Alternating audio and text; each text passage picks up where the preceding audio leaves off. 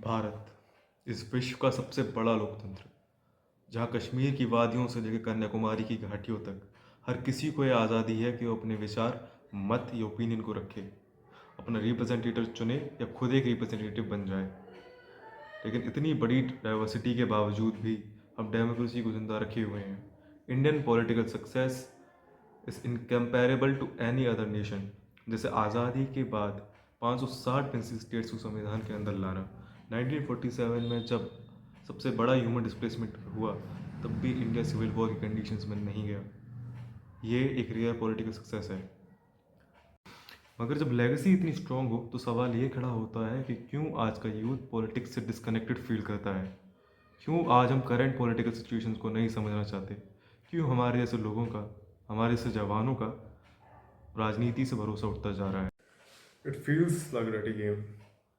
Politics without principle is a सिन।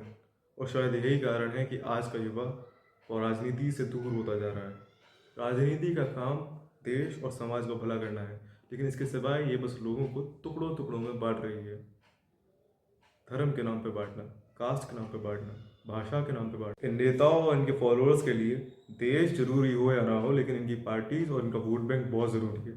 इसलिए संसद में तक बस एक दूसरे की बेइज्जती करते रहते हैं, एक दूसरे पर आरोप मढ़ते रहते हैं, जबकि इन्हें असली मुद्दों पर बात करनी चाहिए।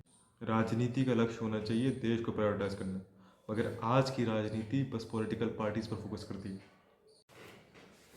Betrayal. We didn't stop caring, we just stop believing. हम राजनीति से दूर इसलिए नहीं हुए क्योंकि हमें फ़र्क नहीं पड़ता, हम बस इसलिए दूर हुए हैं क्योंकि हमने कभी भरोसा किया था। Social media politics. Social media वही दिखाता है जो हम ऑलरेडी बिलीव करते हैं। एल्गोरिदम डिबेट्स नहीं चाहती, एल्गोरिदम बस इंगेजमेंट चाहती है। इसलिए दूसरा परसेप्शन हमें कभी दिखता ही नहीं और हम समझते हैं कि केवल हमारा ही ओपिनियन सही है। आज की राजनीति केवल रैलीज और संसद में नहीं होती, आज की राजनीति स्क्रीन के अंदर भी होती है। जो मैनिपुलेशन पहले नेता भीड़ बुलाकर करता था, आज वो स्क्रीन के घर बैठे बैठे भी कर सकता है। अनफिल्टर्ड डाटा, मैनिपुलेटेड फैक्ट और प्रोपेगेंडा को सच समझने वाले लोग जब अपने आप को इंटेलेक्चुअल मान लेते हैं और टेलीविज़न से बाहर ही नहीं आना चाहते, कब रेडिकल हो जाते हैं उन्हें खुद पता नहीं चलता। और इसकी प्रॉब्लम सोशल मीडिया नहीं है, इसकी प्रॉब्लम है सोशल मीडिया ड्रिवन पॉलिटिक्स। मगर क्या उसे इग्नोर करना सॉल्यूशन है? पॉलिटिक्स से भरोसा उठ जाने से उसकी इम्पोर्टेंस ख़त्म नहीं हो जाती। Even if you don't care about politics, politics will still care about you. फ़र्क नहीं पड़ता कि आप पॉल्यूशन में इंटरेस्ट हो या ना हो, लेकिन पॉल्यूशन का असर आपके लाइफ में ज़रूर होगा। इसी तरह से फ़र्क नहीं पड़ता है कि आप राजनीति में इंटरेस्टेड हैं या नहीं हैं, लेकिन राजनीति आपको जीवन भर इन्फ्लुएंस करेगी। आपके पूर्वज, आपके होने वाले पीढ़ियाँ, इन सब पे फ़र्क पड़ेगा राजनीति का। राजनीति सोसाइटी को शेप करती है। राजनीति आपके हर डिसीजन को इन्फ्लुएंस करती है।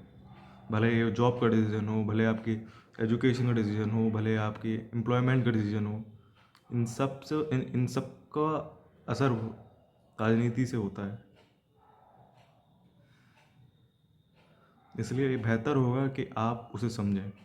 समाज में कहाँ कहाँ अत्याचार हो रहा है, किन किन के साथ अन्याय हो रहा है, किन किन के साथ किन किन के अधिकार छीने जा रहे हैं, किन किन को लोकतंत्र के बावजूद भी दबाया जा रहा है।